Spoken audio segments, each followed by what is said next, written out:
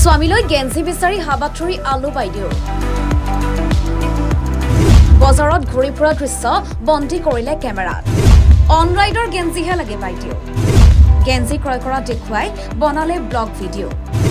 স্বামীক বিহুৰ উপহাৰ দিলে ফেন্সিৰ গেঞ্জি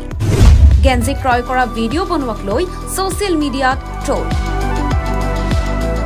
বজাৰত গেঞ্জি ক্ৰয় কৰিবলৈ গৈও ভিডিঅ' বনালে আলু ভজা দম্পতি নামে পৰিচিত মানস মনিচাই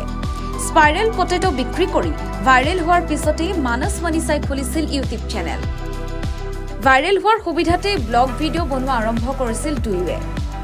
অন্য কিছু ইউটিউবাৰৰ দৰে এতিয়া সস্তীয়া কণ্টেণ্ট দিয়া আৰম্ভ কৰিছে মানস আৰু মনিচাই বজাৰত গেঞ্জি ক্ৰয় কৰিবলৈ গৈ ব্লগ বনালে আলু বাইদেউ মনিচাই অনৰাইডৰ গেঞ্জি বিচাৰি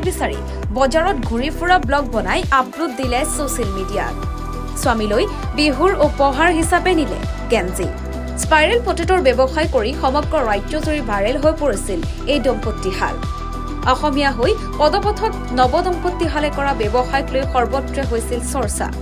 তেওঁলোকৰ এই পদক্ষেপক বহুতেই প্ৰশংসা কৰিছিল লগতে ট্ৰলৰো সন্মুখীন হ'বলগীয়া হৈছিল এওঁলোক কেইদিনমান পূৰ্বে সংবাদ মাধ্যম সামাজিক মাধ্যম ফেচবুক ইনষ্টাগ্ৰাম ৰীল সকলোতে কেৱল স্পাইৰেল পটেটোৰ দম্পতি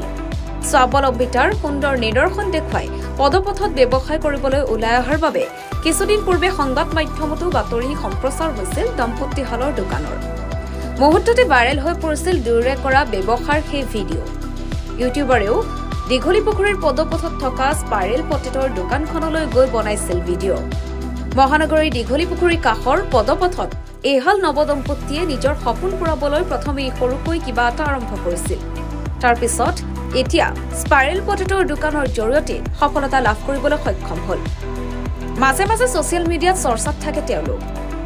ভিডিঅ' বনোৱা আৰম্ভ কৰাৰ পিছৰে পৰা ব্লগত দেখিবলৈ পোৱা যায় অদ্ভুত ধৰণৰ কণ্টেণ্ট